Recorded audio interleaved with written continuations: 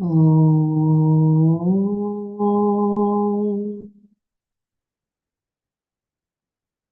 Om.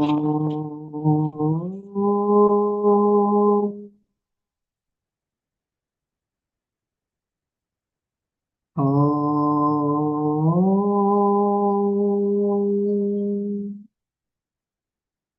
गुरुर्ब्रह्मा गुरुर्विष्णुः गुरुर्देवो महेश्वरः गुरुसाक्षात् परब्रह्म तस्मै श्रीगुरवे नमः अखण्डमण्डलाकारं व्याप्तं येन चराचरं तत्पदं दर्शितं येन तस्मै श्रीगुरवे नमः श्रुतिस्मृतिपुराणानाम् आलयं करुणालयं नमामि भगवत्पादं शङ्करं लोकशङ्करम् ॐ सहनाववतु सहनौ भुनक्तु सह वीर्यं करवावहै तेजस्विनावधीतमस्तु मा विद्विषावहै ॐ शान्ति शान्ति शान्तिः नारायणं नमस्कृत्य नरं चैव नरोत्तमं देवीं सरस्वतीं व्यासं ततो जयमुदीरये ॐ श्रीकृष्णपरमात्मने नमः अथ Shrimad Bhagavad Gita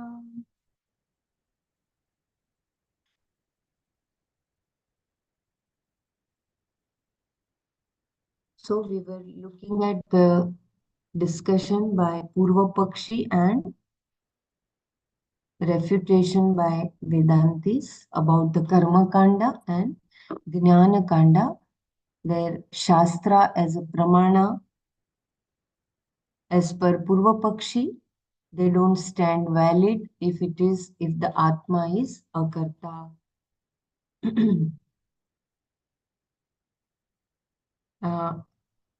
I think we had read this all. Should I read once again? I believe I will quickly browse through till everybody joins. Okay. While the Karma Kanda can be negated by the Jnana Kanda, there is nothing to negate what the Jnana Kanda says. Vedantis reply. The snake goes away, but the knowledge of the rope will not go away if it is Satya. What is negated is Mithya, and what is not negated is Satya. Similarly, Atma being a Karta is Mithya, while Atma being a Karta is Satya.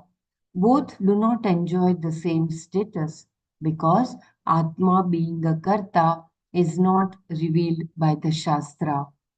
The Karta is addressed by the Shastra, but the Shastra does not serve as a means of knowledge in establishing that Atma is a Karta. Its pramanya in that context is only in giving some means and ends that are not otherwise known to us. You do not require Shastra to reveal that you are the Karta because everybody knows I am the doer, I am the enjoyer, I am unhappy, I am samsari, etc. Even a dog knows that. When a dog is eating, it does not feel that somebody else is eating. When it wants to wag the tail, it does not wag some other tail, but only its own. That is called a sense of agency, kartritva buddhi. And every individual has it. The Shastra need not reveal that you are a karta. It does say, however, that any karma you do produces a result that is not seen, adrishta. Thus, the Shastra reveals punya and papa. Then, the Shastra also reveals that if you do this karma, you will get this result. I do not know what the Jyotish Toma ritual is, nor that if I do it, I will go to heaven, nor that there is a heaven, nor that I will survive death. This is all beyond my perception and inference. And therefore, the Shastra serves as a means of knowledge in revealing it, but not in establishing the Karta. Finally, the Shastra reveals that Atma is not a Karta. It does not perform any action, it is Brahman. That knowledge negates any sense of agency, kartritva, or enjoyership, bhoktritva, in other words, samsaritva. Points out the real nature, swarupa of the karta. Finally, negating the sense of doership, kartritva buddhi. Now the question is just as the kartritva buddhi is negated by akartritva buddhi, perhaps the akartritva buddhi can also be negated by kartritva buddhi. Shankara says, no, it cannot be negated. Why? Once the Kartritva Buddhi is negated and Atma is discovered to be a Karta, the Kartritva Buddhi cannot arise in the same place because being a Karta is the truth of Atma, it is Satya. And in the discovery of that, the false notion Mithya pratyaya that Atma is a karta goes away. Once it has been removed by knowledge, how can that false notion come again?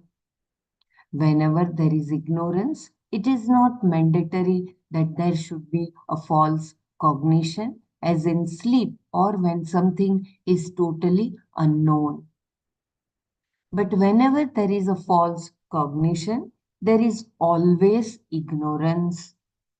If that ignorance has gone, there is no possibility of a false cognition occurring. In the wake of knowledge, ignorance goes away, and therefore a false notion arising from it cannot come back.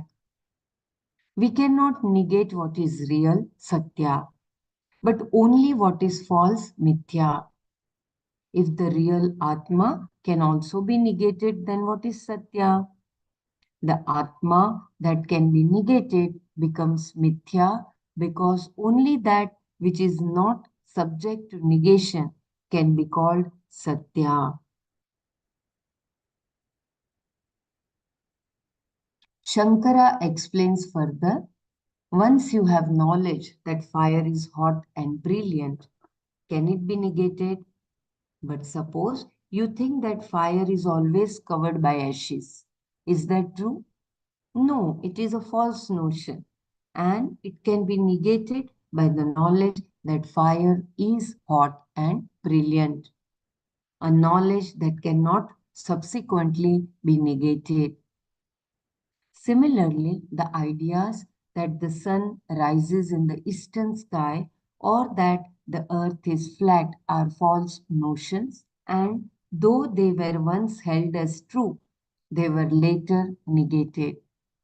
Now here, can you say that the recognition of Atma as a Karta is also subject to negation? There is no way of negating the Atma because what cannot be negated is the Atma that is neither a doer nor an enjoyer. Anything that is Satya cannot be negated. Abadhitam Satyam. The one who negates everything is Atma. And that person is a conscious being who cannot be negated at any time. Anything you are aware of, any object of consciousness you can keep negating. But what cannot be negated is the one who negates, who is consciousness. It is something like space. You can move anything around in space, but you cannot move space around. Therefore, it is not possible to negate the nature of Atma. The Purva Mimamsaka's argument is that if the sense of agency in Atma can be negated by the Shruti that reveals knowledge of Brahman, then that Shruti also stands negated by the Shruti that enjoins karma for a karta. Then both fail to be means of knowledge, pramana, and therefore the Veda loses its pramanya. No, the Shruti that enjoins karma is negated by the Shruti that reveals Brahma Vidya. And that is why Vedanta comes later and karma comes first. It is like every erroneous perception. Will the correct perception come earlier or later? The correcting perception always comes later, after the erroneous perception. The perception that Atma is a Karta is first. Everybody has it. Later, the Shruti comes and tells us that it is not a Karta. That cannot be negated by the already negated notion that Atma is a Karta. Once it has been negated, it cannot come and negate the truth. Once the snake is negated by pointing out that it is a rope, the snake will not come and appear there again. You will not mistake that rope for a snake again. In that example, the same mistake may be committed at a different place and time.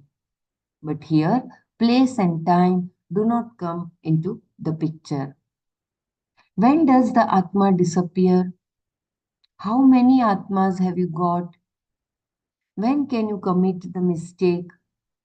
We cannot say that there is inadequate light because light is Atma. How are you going to miss that Atma? It is not memory based. It does not have a location. It is yourself. It is not dependent upon a time because time is mithya, nor does it appear in a particular state because all the states are dependent upon the Atma. Therefore, once known, when can you again commit mistake about Atma? It is not possible. Once the false notion, mithya pratyaya, is understood as a false, it stands negated, badhita, and the truth remains. We have seen that the sentences of the Shruti, which reveal the reality of Atma as Brahman, cannot be negated by those Shruti sentences that reveal various means for various ends, which are not otherwise known to us. There is another thing to be noted about these two different types of Shruti. While the first portion of the Shruti reveals certain ends and the means that can be employed to gain them, in the second portion, the Shruti itself is the means and the end is the very knowledge gained from the words of the Shruti. The knowledge itself is liberation, the end. Why should anybody study Vedanta Shastra? At least in the first portion of the Veda, you understand what is desirable and what is not desirable, and how to accomplish the varieties of ends. But why should I study the last portion, which is dealing with some reality?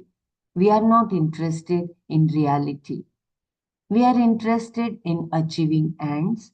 Therefore, I study Vedanta not just to know something, but also in order to gain freedom, moksha.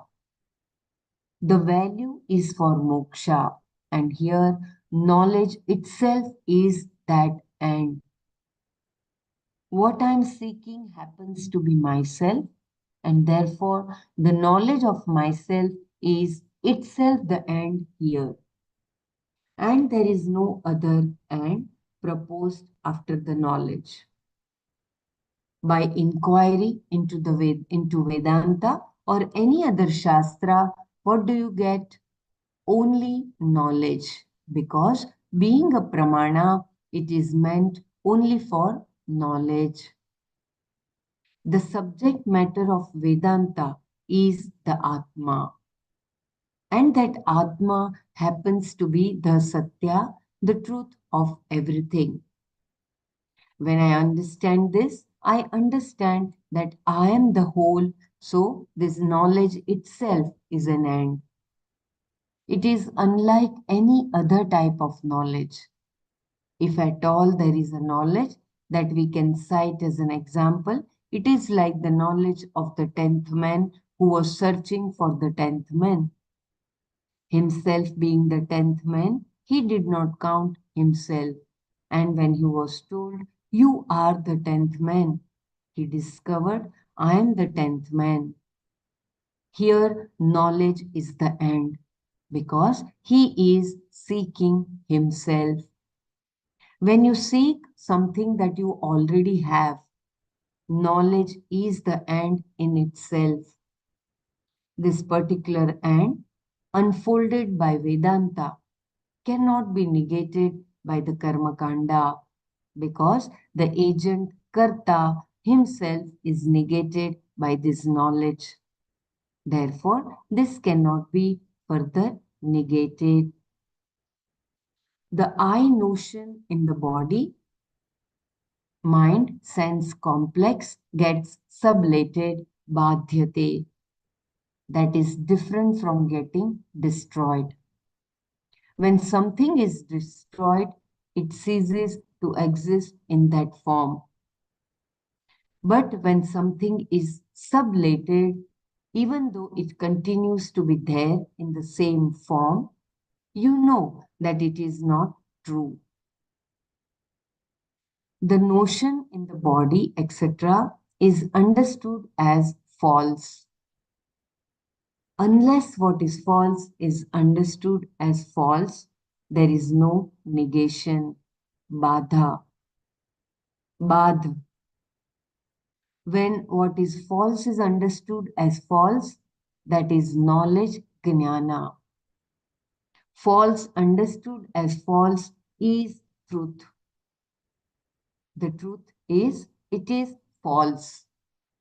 Or we can say that the erroneous conclusion or perception that I is the body, mind, sense complex is negated. How it is negated or sublated? In the wake of knowledge of the Atma. How that is possible? Because one is true and the other is false. Until that knowledge takes place, the false will masquerade as the real, like any impostor. Until you call the bluff, he passes for what he pretends to be. Once you inquire into who he is, the truth is exposed. Similarly, here, until you call the bluff, this I notion in the body, etc., passes as true. Once you have that knowledge of the Atma, it cannot be negated further. Once a clear vision, please let me know if you want me to repeat or if you want to share.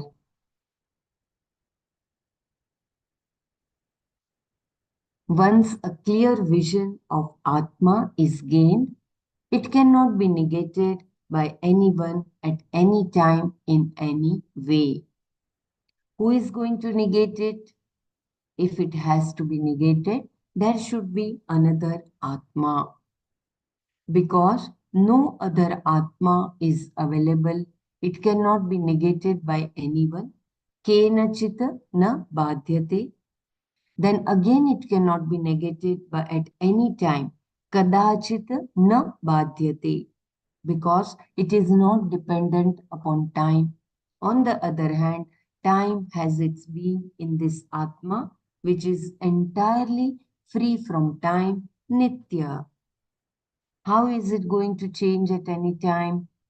At no time is it possible to negate this knowledge of Atma. Further, it cannot be negated in any way. Kathanchitapi na badhyate. How are you going to negate it? You require a means of knowledge, pramana, for all that. Inference is not going to negate it. Perception is not going to negate it because it is not an object of perception or inference. To negate it, you must have better knowledge of Atma. But the Shruti has already negated everything. Even the means of knowledge, pramana, and the thing to be known, prameya, stand negated by Shruti. Which pravritti is going to negate this Atma? There is no means of knowledge to employ to gain better knowledge of the Atma so that it can be negated. Once I say Atma is pure consciousness, free from any form of limitation, not bound by time or space, and having no particular attribute, how are you going to negate it? You are aware of an attribute, and what you are aware of, you can negate. Every attribute obtains as an object of consciousness. If instead of recognizing the consciousness as Atma, you recognize any one thing that you are conscious of as the Atma, like the body or the mind or the senses, then it can be negated. Why? Because it is Anatma. It is available for your sight. Since you can objectify every one of them, they are all subject to negation. Then what is left out is that which cannot be negated further. Anything that is negatable is in your consciousness. And whatever you negate, you hold in your mind. That is what you are negating. Therefore, anything that is negated or subject to negation is within the scope of consciousness alone. But you cannot negate consciousness because the one who has to negate consciousness is that very consciousness. It is something like wanting to see your own birth or your own parents' marriage. How are you going to do that? Similarly, how are you going to negate the Atma? Everything else I can negate, but not I, the one who negates. Nor can you say, even though I have knowledge, I have not gained moksha. The knowledge is non-separate from the result moksha. And that result of this knowledge cannot be negated because it is not other than the Atma. In terms of result, it cannot be negated because there is no result that improves upon this. It is freedom. If you gain freedom from freedom, what do you have? Bondage. Therefore, neither in terms of result can it be negated because it cannot be bettered, nor in terms of knowledge because there is no means of knowledge for it. The Shastra has the last word when it says that you are Brahman. How are you going to improve upon it? Brahman means infinite, limitless. There is nothing other than that. Who is going to improve it? If it is anything else, it is only going to be less. When you know that fire is Ushna Prakasha Cha, hot and brilliant, how are you going to negate it? It cannot be negated because it is the very nature of fire. Only what is not its nature can be negated. If I give any one attribute to Atma, you can negate that. You can contend with it. But when I say that any attribute that you give to the Atma is subject to negation, how are you going to negate it? You cannot. Thus, what remains unnegatable at all times is Atma alone. You cannot negate this pure consciousness, Atma. The Shruti that reveals this cannot be negated by any other Shruti which enjoins karma.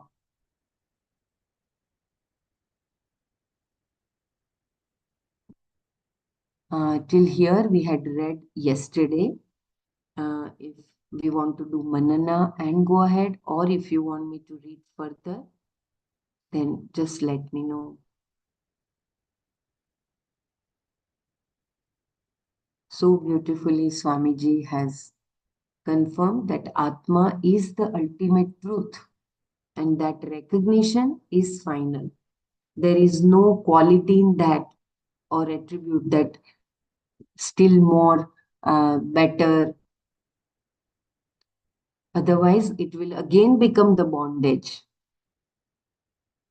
So it was only through, in the first phase, we need the preparation of the mind, we need those means sadhana and sadhya to realize or to have that dispassion or to have that recognition that aham brahmasmi.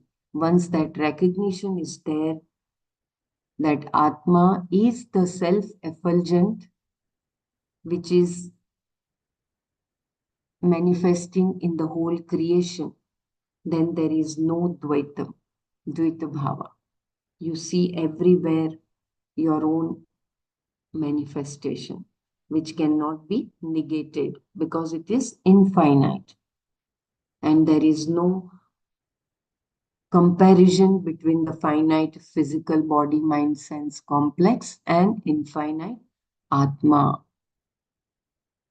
Because of Mithya Aropa, we continue to identify Atma as body and I am happy, I am sad. So that can, when we have that Mithya Aropa, we put Atma as the Karta, but in fact it is not. Yeah, kindly share your understanding, please.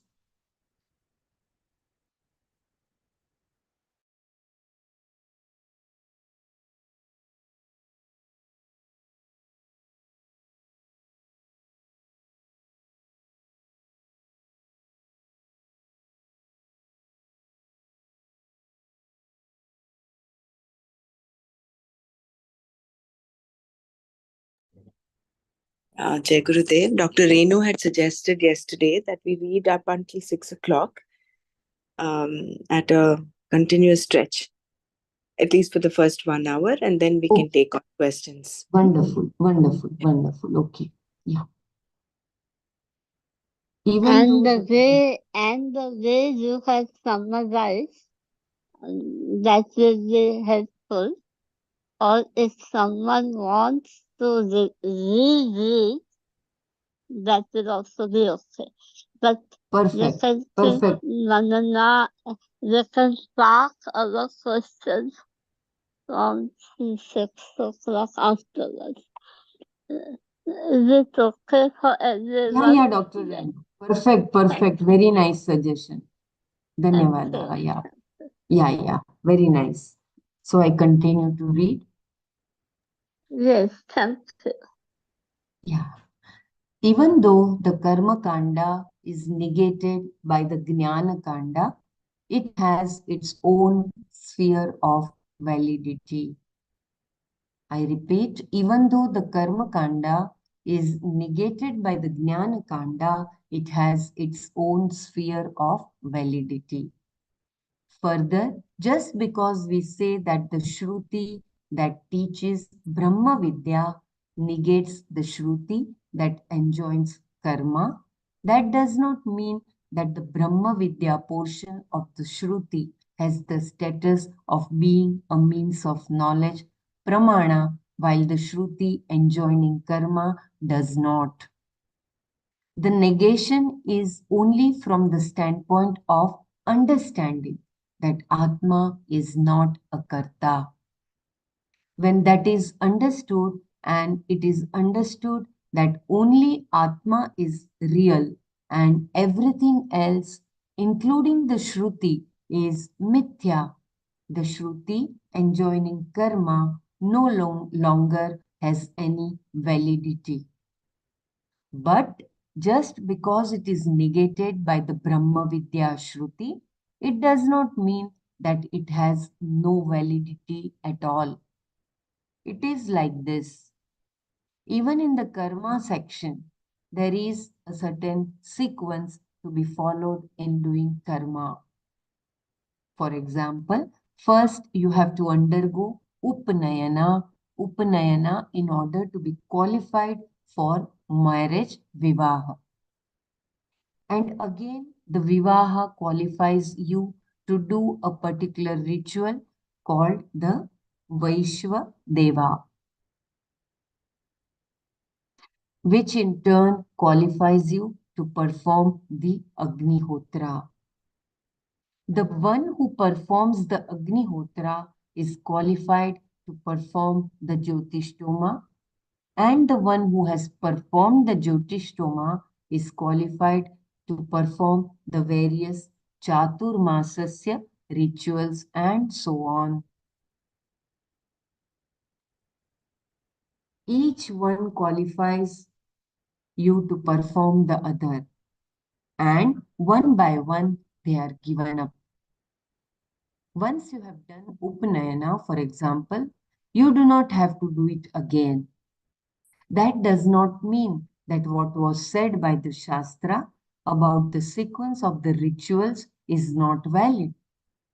It is just that some of them need not be repeated. Similarly, all the various karmas that you do that are enjoined by the Shruti are supposed to make your mind ready for the knowledge given at the end in the Jnana Kanda. Then lastly, what is the real aim of all the karma? Kshamyatam. Then lastly, what is the real aim of all the karma? As he is doing them, the person also gains antakarana shuddhi. And then a desire is born in the mind to know the Ishvara that he is worshipping. He begins to think, what is this Ishvara whom I am worshipping? What is the relationship between me and Ishvara? What is the truth of Ishvara? What is the truth of myself, the world? This desire to know is born because of a religious life. In Shankara's vision, the whole Karma Kanda is meant only to create an interest in the pursuit towards the self, Atma. It is in order to create that pursuit of knowledge of the self that all these karmas are mentioned. And just because one karma is negated, when you do the second karma, the Shruti that talks about the first karma does not cease to be a means of knowledge. It is as valid as the Shruti that talks about the second karma. It is not valid for the one who has already done the first karma, but is valid for the one who has not yet done it. Similarly, when the Shruti talks about Atma being Brahman and therefore not a karta, all the karma is already negated. When it says that immortality cannot be gained by karma or by progeny or by wealth, but by renouncing all this. Na karmana न प्रजाया धनेन त्यागेन एके अमृतत्वम आनु आनौषः. I think I'm not Anushuhu. न Anushu. न न प्रजया कर्मणा. न कर्मणा न प्रजया धनेन त्यागेन एके अमृतत्व मानसुः. हाँ, मानसु. हाँ. To the manushya. Okay. धन्यवाद. Very nice. न कर्मणा न प्रजया धनेन त्यागेन एके अमृतत्वम मानुषु. It is not contradicting itself. At a particular stage, it talks about karma, and doing that karma can lead to renouncing all of it. In that sense, it makes you ready. Therefore, a religious life is enjoined for inquiry into Vedanta. Without a religious life, there is no fruitful inquiry into Vedanta because it is not simply dry philosophy. Thus, it is in a religious atmosphere alone that Vedanta is studied.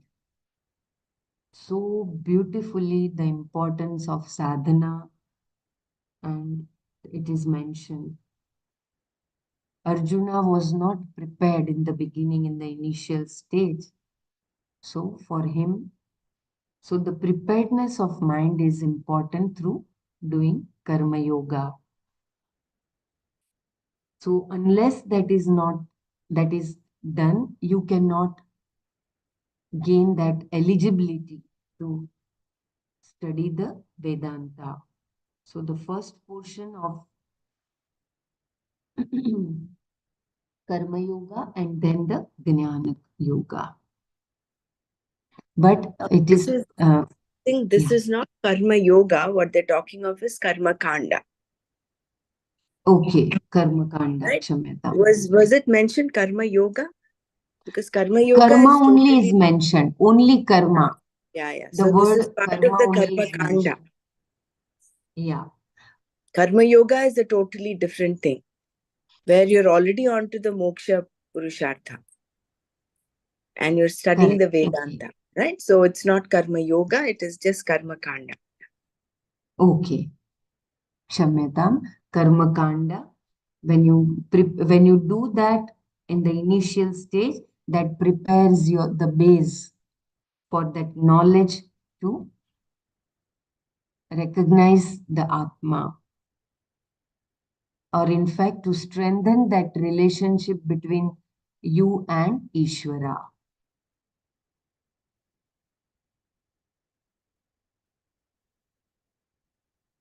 Bela, can you just read this paragraph one more time? Yeah, yeah.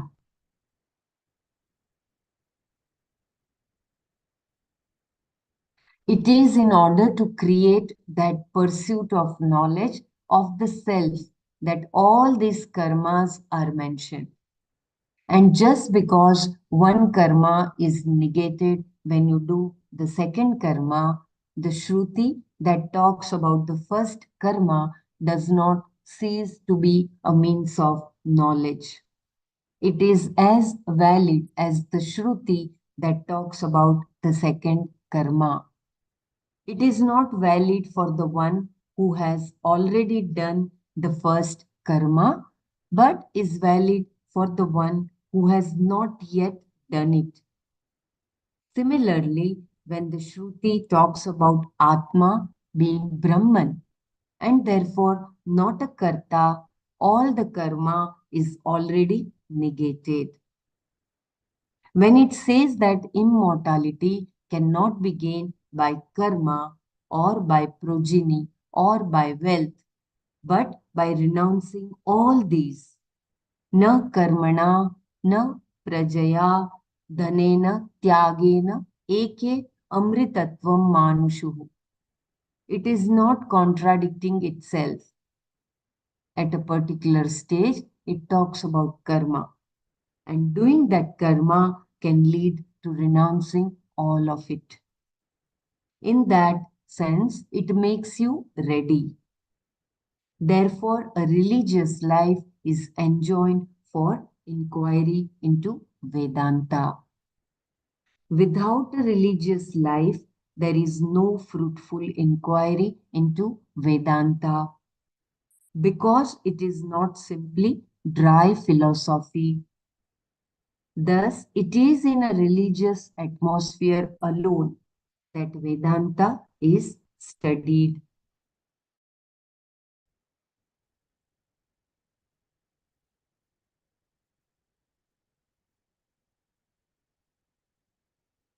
So we have to continue our Seva Sadhana Satsang until that Nishchayatmika Buddhi or Guru Vedanta Vakyeshu Sunishchitata.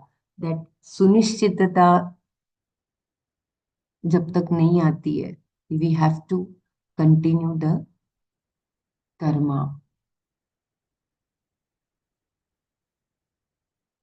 I think we read further so that it becomes clearer. Further, when the Shruti reveals that everything other than Brahman is mithya, the karma kanda has already become negated, badhita. Further, I read once again the sentence. Further, when the Shruti reveals that everything other than Brahman is mithya, the karma kanda has already become negated, badhita. How can you say that it is mithya and at the same time a means of knowledge, pramana? Even though it is mithya, still it is a means and upaya. From the standpoint of what is to be accomplished, it has a certain empirical reality in keeping with the reality of what is to be accomplished. Suppose a person is frightened by a snake that he has seen. His friend comes along and realizes that he is mistaking a rope for a snake. What does he do? He brings in a flashlight and upaya to reveal the rope. Now, the means, the upaya that he used has not produced anything, nor has it scared away the snake. It only reveals the truth. In revealing the truth, it solves a problem that was based on ignorance. If you are Brahman, free from bondage, etc., then where is moksha? Finally, the Shastra says that there is no seeker, no desirer of this knowledge, and no liberation. This is the truth. If the whole problem is false, mithya, the means for solving it is also mithya. Still, it enjoys a certain empirical reality, which is fine because it leads you to the reality. Shankara, keeping in mind that he is talking to a Purva Mimamsaka, says that it is like Arthavada. I hope I'm reading correct the pronunciation. Arthavada. Statements of fact that are auxiliary to injunctions. Shankara gives him an example that he can easily understand.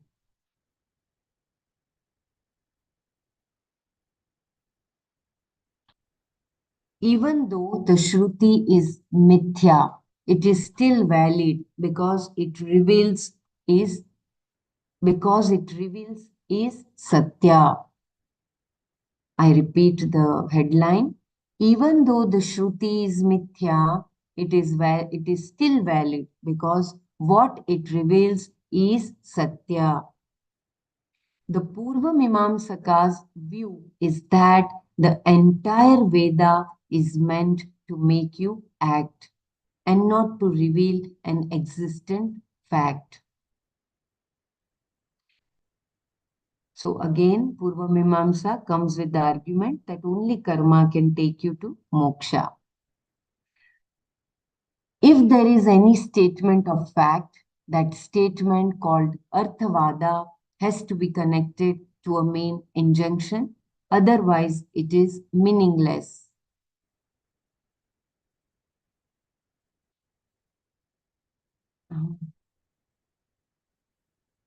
There is a footnote on page 401 for this. Amanas,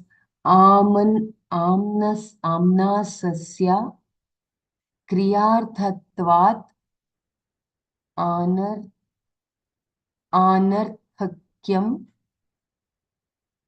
अतदर्थानाम् अतदर्थानाम् अतदर्थानाम्. I read once again.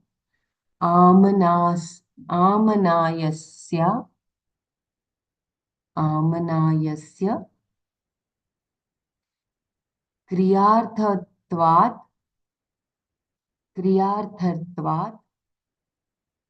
अनर्थक्यम् अतदर्थानाम्.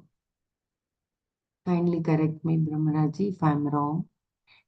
Should I look at page 401 for its explanation? It is about the Arthavada.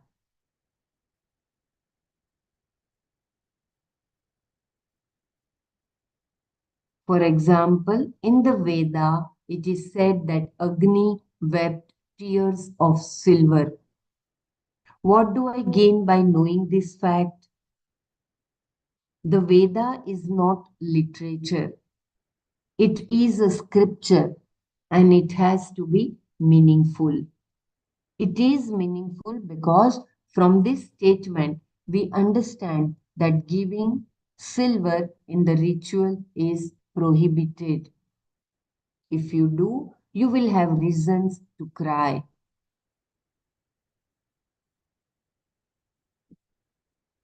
Thus, this statement of fact, Arthavada, becomes part of the description of how the ritual is to be done.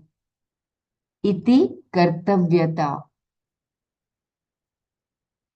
Similarly, Shankara says that the entire Karma Kanda can be like an Arthavada for the Jnana Kanda.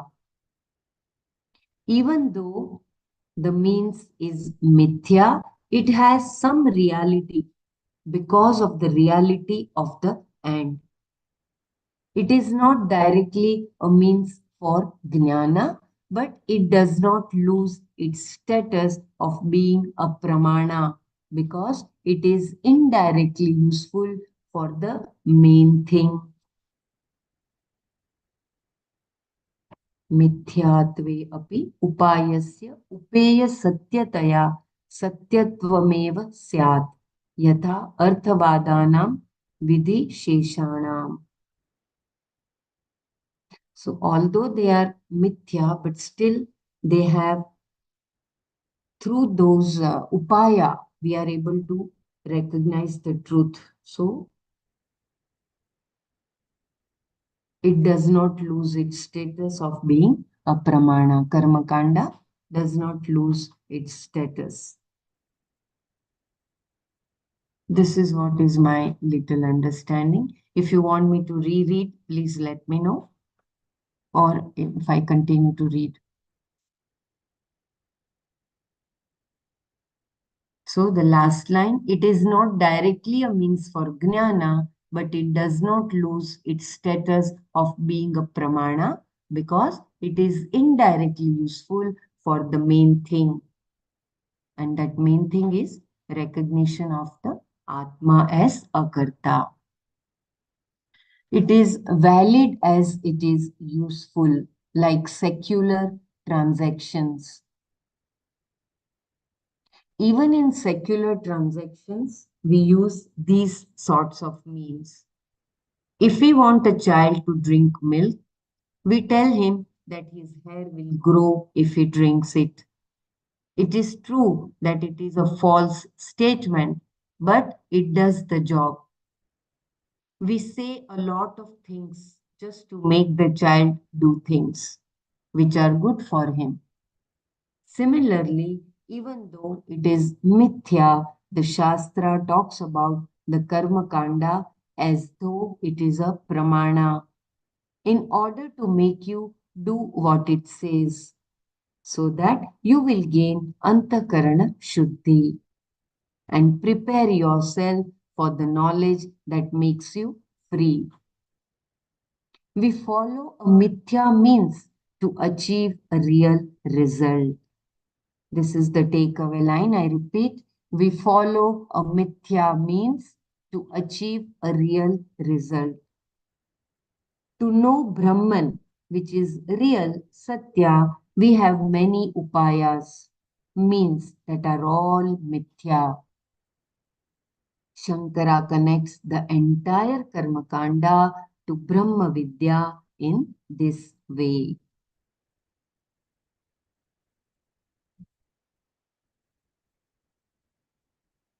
So all our Nitya Nainitika Karma, Agnihotra, and all those rituals, what we do, they are important to achieve that reality.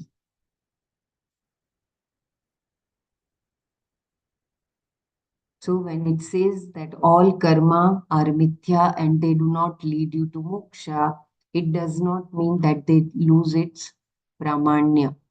They are the pramana and they are the means and ends to realize that reality.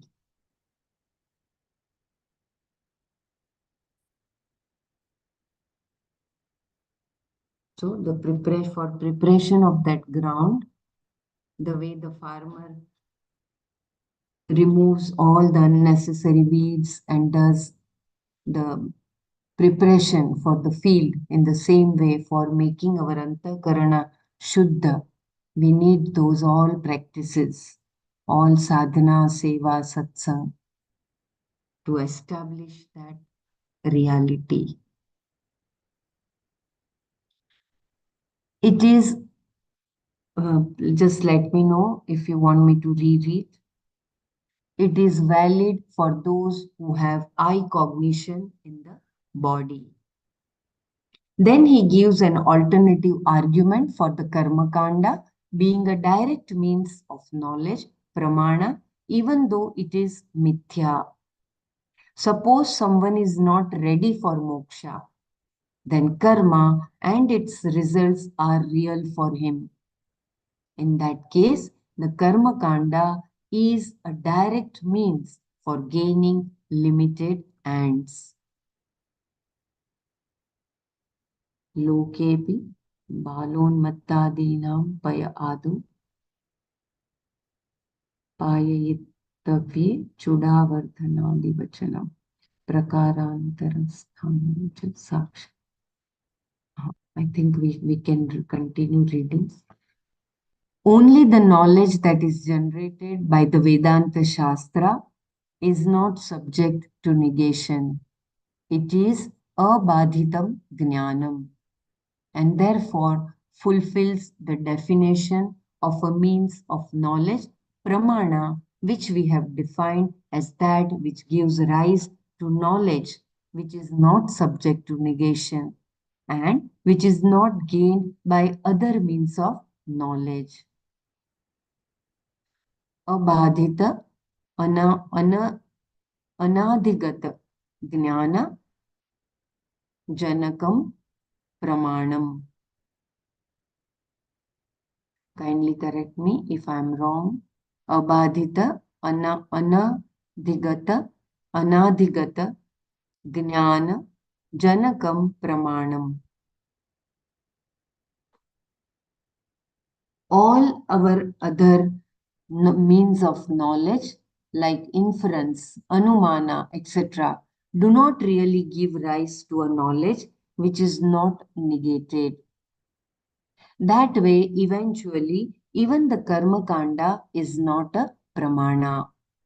Though it talks about means and ends, sadhana, sadhya, that we cannot otherwise know about, those means and ends are negated by knowledge of Brahman. When it is revealed that everything is one alone, non-dual Atma, they all become negated Badhita. In its own sphere in the empirical world, the Karma Kanda becomes a pramana, giving rise to knowledge of means and ends. These can be used for mental purification, antakarana shuddhi, in order to gain moksha, and thereby the karma kanda becomes useful. Even though it is not directly involved in giving rise to moksha, indirectly it is useful. Secondly, it can be considered directly useful if we confine ourselves to the sphere of ignorance. I read once again this line. These can be used for mental purification, antakarana shuddhi, in order to gain moksha, and thereby the karma kanda becomes useful. Even though it is not directly involved in giving rise to moksha, indirectly it is useful. Secondly, it can be considered directly useful if we confine ourselves to the sphere of ignorance. If one is satisfied with simple security and pleasure, then the karma kanda is directly a pramana for gaining those limited ends. The Shruti statements that talk about various karmas are relevant for people who have not yet gained self knowledge. While previously Shankara argued that they are indirectly valid means of knowledge for gaining moksha, here he shows how they are directly means of knowledge prior to the gain of knowledge of Atma. It is like perception, etc., which are valid means of knowledge for one who is identified with the body, etc. Only when the body, mind, senses are identified as the Atma do these become pramanas. So, this is clarified so well. I repeat this line. Only when the body, mind, senses are identified as the Atma do these become pramanas. That is, Karmakanda become pramanas. Otherwise, they are all sublated Badhita pramanas. Even though they continue to operate, they have only empirical reality, not absolute reality, once one knows the self. Similarly, before the knowledge of the Atma, the Karma Kanda has validity as a direct means of knowledge like perception, etc. We do not say that the Karma Kanda has no validity as a means of knowledge, pramana, only that it has no validity for the person who has gained knowledge of Atma. Even within the Karma Kanda, an injunction is only valid for the person who is qualified to do it. An injunction for a married person has no validity for a brahmachari. Similarly, for the person who is qualified for moksha or for the person who already knows the nature of Atma, the Karma Kanda has no pramanya validity. So the whole Karma Kanda is for the one who continues to identify as a karta. My body, through my body, mind, and senses, what I am doing. For them, this Karma Kanda can continue to be the means for moksha. But for the one who has gained that recognition about the Atma, For them, they are no more the Pramanya.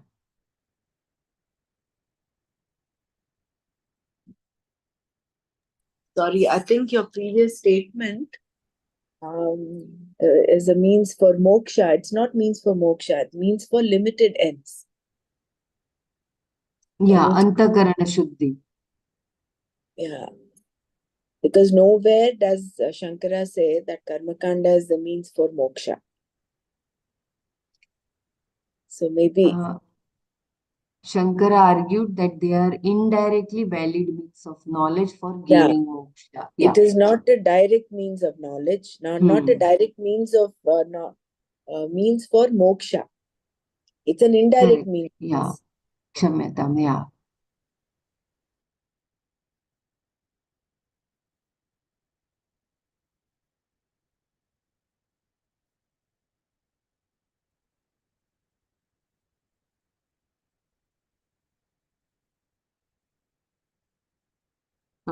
Should I stop here since it is 7 o'clock?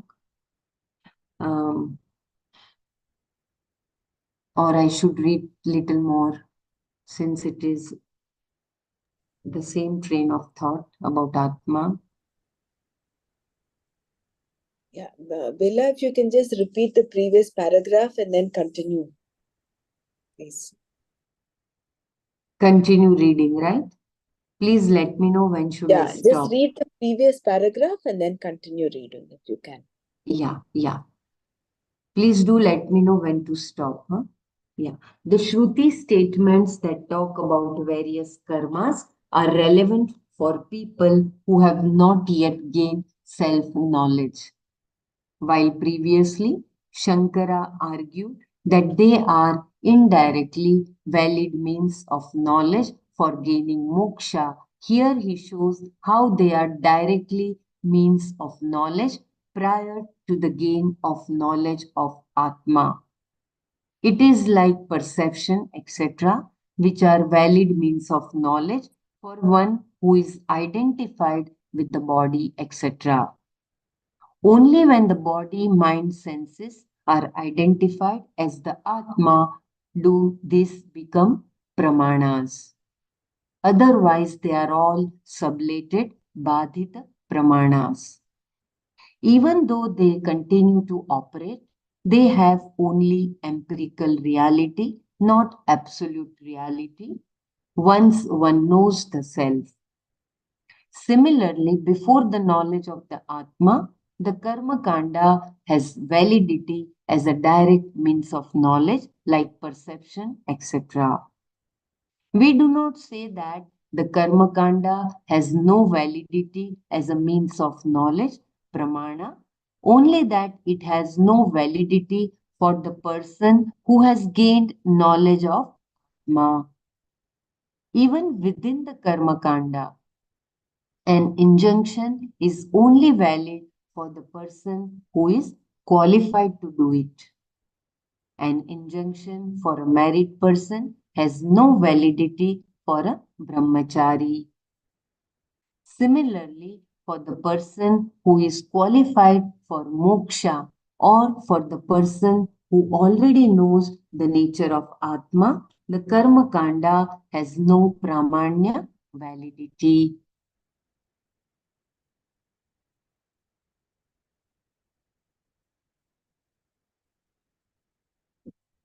Atma is not a karta even by its mere presence.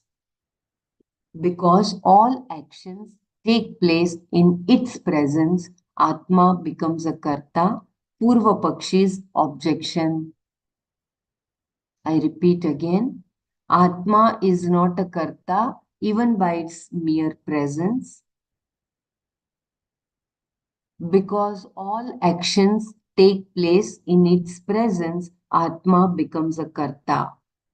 Purva Pakshi's objection. So the first statement, Atma is not a karta, even by its mere presence, is by Vedanti, and here is the Purva Pakshi's objection. Because all actions take place in its presence, Atma is a karta. I hope I am correct in that. Brahmaraji? So again here, Purva Pakshi's objection. No, now another objection is raised. The objector here accepts that Atma performs no action, that actionlessness is the nature of the Atma. He says that even though in itself it does not undergo any change in order to do an action, by its mere presence alone, the body mind sense complex performs action. That is as good as the Atma performing the action. There are different types of agency, kartritva. Either you yourself do the action, or you make another person do it, or by your simple presence, you make another person act. Here he is saying that by its mere presence, Atma performs action. That is, the Atma has agency, kartritva, because without its presence, there cannot be an action by the body, mind, and senses.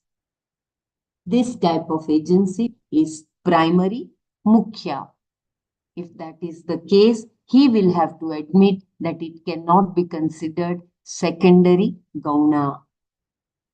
He gives some examples of this type of agency.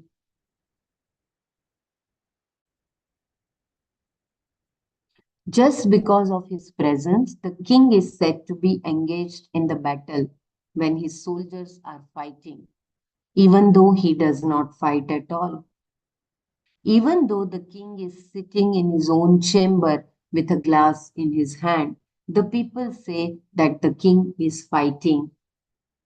He does not fight at all because, but because of his presence, all the fighting takes place.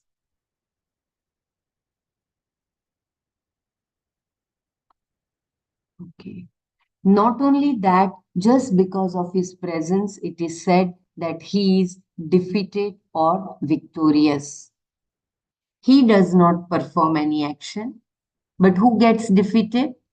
The king alone gets defeated. Who has gained victory? Again, the king. It is the same for the commander in chief, the leader of the army. He sits there in the control tower and goes on asking the infantry units to go and fight. By his orders alone, he also gets things done, while he himself does no fighting at all. But he and the king are the ones who are going to get all the praise if there is victory, and who are going to be imprisoned if there is a defeat. The result of the action all come to them even though they perform no action. Even in Vedic rituals, it is the same. The one who makes the sankalpa, I perform the karma, does not actually do the karma. The officiating priests, the ritviks, do all the ritualistic activities, while the one who is having the ritual done, the yajmana, sits there performing no action at all. Even though he performs no action, all the results of the ritual go to him. Similarly, even though the body, etc., does the action while Atma itself performs no action, like the Yajmana, the king, and the general, still the action is imputed to the Atma and the results also go to Atma. Therefore, Atma has primary agency, Mukhya Kartritva, and Atma alone is subject to the results of action, such as Punya and Papa, which is translated into Sukha and Dukkha. Then he is not totally happy with the examples he has given, because the king is a prompter of the action. Even though the king does not directly engage himself in action, There is some kind of activity on his part. Therefore, he gives another example. The Atma is like a magnet which makes the iron feelings active in its presence. The magnet sits in the particles lineup. No, Kshamita. The magnet sits in one place without undergoing any change and performing no action. And all the iron particles line up. Similarly, Atma, by its presence, makes the mind, senses, and body all active. Therefore, though it does not undergo any change, because it causes the activity, it is the primary agent, Mukhya Karta.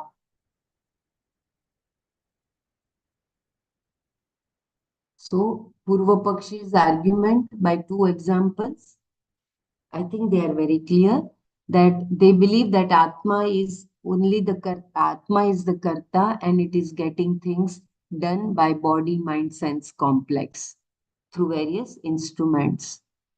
But he is like the way when the king is defeated, although he did not go to fight in the battlefield, it is said that he is defeated and he gets the imprisonment or whatever it is. In the same way, Atma, although it is not a Atma is the Karta, that's what they want to confirm, Purva Pakshi. And the other example of magnet, the iron pieces, that in its presence they all line up.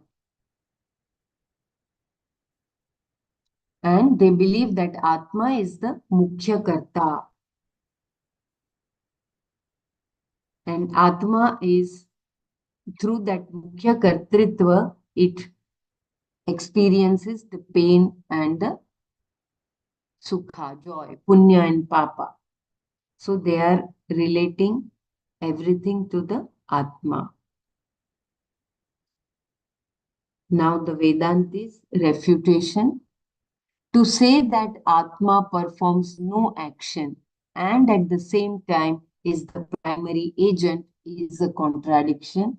Vedantis refutation. Shankara says that is not true. If Atma does not perform any action and at the same time is the primary agent, which is an accessory to action, Karaka, that is a contradiction. Kartritva is of many types. Purva Pakshi's explanation further. The opponent answers that there are different types of agents, like the king, who, while not doing any action, himself causes action to be done. The contradiction comes only when the action is done by the king. We both accept that Atma does not undergo any change. But that does not mean it has no agency. Kartritva, he argues.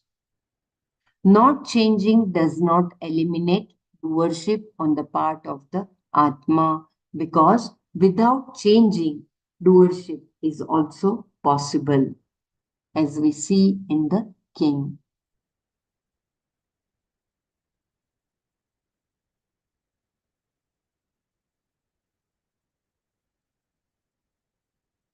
The examples themselves are wrong, Shankara's reply. Shankara now points out the problem with this example. It is not true that the king performs no action. Kings do enter into battle as did Rama. Similarly, the commanders in chief engage in fighting. There they are all primary agents. Even if the king does not enter into the fight, that does not mean that he does not fight. In fact, he is the one who decides to fight and then gives the orders to fight. Even the commander-in-chief fights by giving order. These are all actions. They have direct doership because they give the orders. The king alone is responsible for the fight. It is not the soldiers that make the decision to fight, but the king. Then again, he is the one who distributes the salaries for all of them. The fighters are not doing a voluntary job. The king gives money to all of them to fight and provides them with all the ammunition. He is a primary agent in the battle. So too the experience of the result of the war, victory or defeat, both belong to the king as they do to the commander in chief. The same is true for the Yajmana. He is the one who performs the main homa, who does the final oblation, etc. By doing that and by making the sankalpa as well as by giving dakshina, he is definitely the primary agent, mukhya karta in the ritual.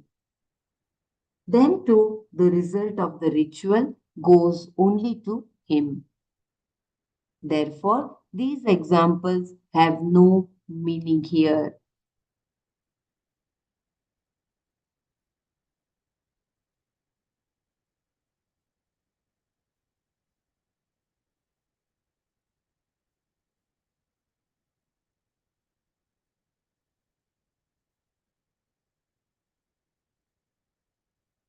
The kartritva of the actionless Atma can only be figurative and never real, Shankara's reply. Therefore, if there is doership for the Atma, it is not real. It is only secondary gauna. The mention of doership is only figurative and upachara because Atma performs no action at all, unlike the king. Even when we say that Atma performs every action by its mere presence, we do not impute any kind of doership to the Atma. In fact, this argument of all actions occurring in the mere presence of Atma is only to prove that Atma performs no action. The fact that its mere presence makes everything active does not mean that it performs any action. Mention of agency is purely a figure of speech. On the other hand, it is not true that there is no direct doership for the king, implying some kind of activity. You cannot say that merely by their presence activity occurs. It is not like the magnet making the iron filings move by its mere presence. The magnet performs no action at all. It has no doership. Similarly, Atma, by its mere presence, makes the mind, sense, etc. active, but itself performs no action. Any activity that is imputed to the Atma will become figurative, upachara, or gauna. When you say, I see, I hear, I do, Atma pashyati, Atma shrunoti, Atma karoti, it is purely a figure of speech, not real. Lastly, Shankara accepts this.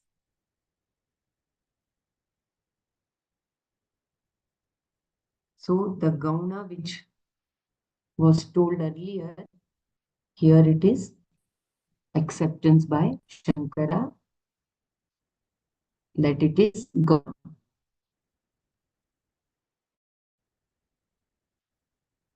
If Atma is not a karta, it is not a bhokta also.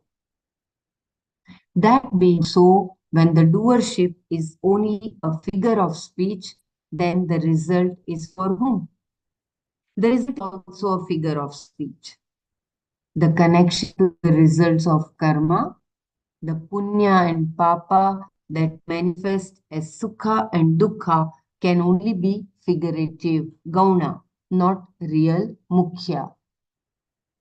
Since Atma itself performs no action, it is not accountable for the karma and is not going to be the recipient of the result of the karma. A figurative doer is not going to perform a real karma. Therefore, it is not true that the changeless itself is Kshamyatam. I read once again. Therefore, it is not true that the changeless self is an agent and an enjoyer through the activities of the body, mind, and senses. To say that Atma is changeless and at the same time is a doer and an enjoyer is a contradiction.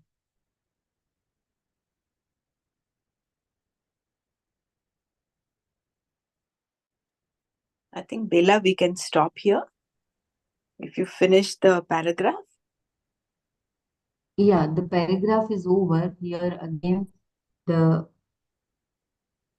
causes for delusion is Yeah. mentioned. I think the last two paragraphs can be repeated tomorrow because what is understood, and we can open it up for Manana the next few minutes.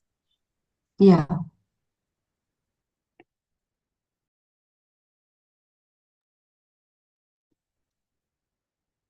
So the Purva Pakshi again brings in an argument saying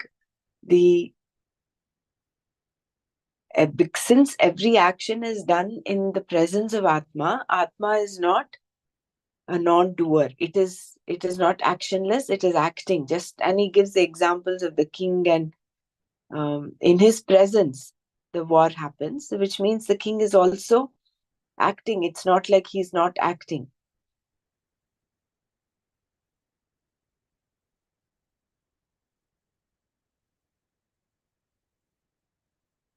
But then Shankara says, it does not mean because the king is not in the battlefield, he's not.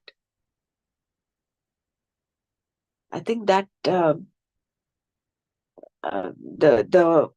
correlation of the Atma not acting is given by the Purva Pakshi, saying that it is how it's in the example of the king, and it's in his presence that activity happens.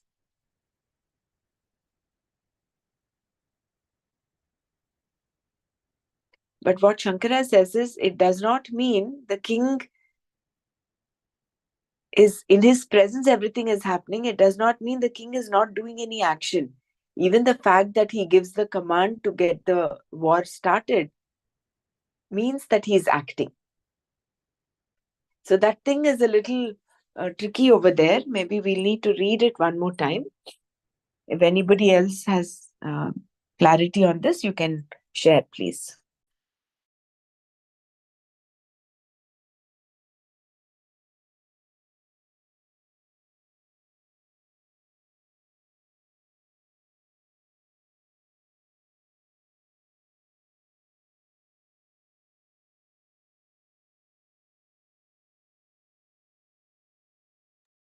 Hariom, I believe that Purva Pakshis were telling that it is a secondary error to consider Atma as a karta is not, but Shankaraji was telling it is a fundamental error. But here, although we in the presence of Atma, the things are taking place, and therefore Atma is karta. We feel like as though Atma is the karta. So that is he considers now he accepts that it is gauna. What the Purva Pakshis were saying. So here it is that's why the statement is given that Shankara accepts that.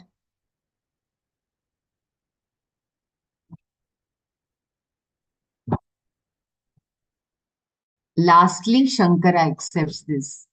When you say I see, I hear, I do, Atma pashyati, Atma shrunoti, Atma karoti. It's purely a figure of speech, not real. So, in fact, Atma is not a karta, but in its presence, the things takes place. So, that is just a figure of speech, gauna. That is, if you It have is not understood. mukhya. If you've understood, yeah, that is what. See, it is not like Shankara is giving in to the initial Purva Pakshi's argument that it is Gauna. In this context, in other saying sense. it is Gauna, right? In this context, it is Gauna. It does not mean he is giving up. He's saying it's instead of Mithya Pratyaya, it's Gauna. No, it's not that. He's in this context where in Atma's presence, everything is happening. It is in the Gauna. Whatever action is done, it is like Gauna. So, which is why I think we will have to reread this one more time to get some clarity.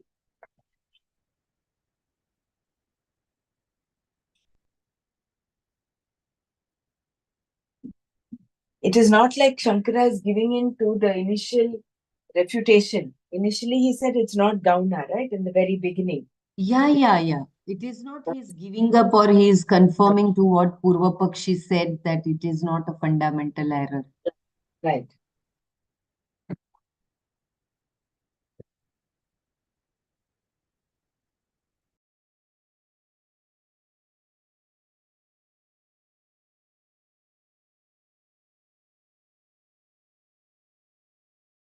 So very deep analysis about the Karma Kanda and its importance. Very well explained by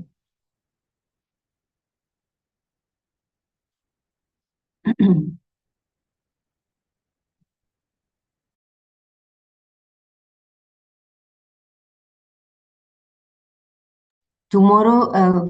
From where should I repeat, Brahmaraji? Kindly guide me. From which page? From here.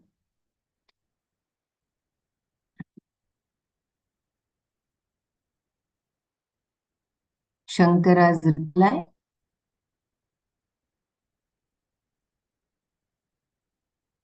I think No, page the Purva Pakshi stand, starting from the Purva Pakshi stand of how in Atma's presence all this is happening. From there, if we can start. Yeah, there is no Kartritva is of many types. Purva Pakshi's explanation. Yes. Or yeah, I think Yeah. that is. Yeah. Atma is not a Karta. Purva Pakshi's objection here. Okay. 472. Okay. If there is no further discussion, then I can play. What shall I play? Maya Panchakam or Jnanavali? Kindly let me know. You can play Maya Panchakam. Okay. Om Loka Samasta Sukhino Bhavantu. Om Shanti Shanti Shanti. Om Tat Sat Shri Krishna Arpanamastu. Jai Gurudev.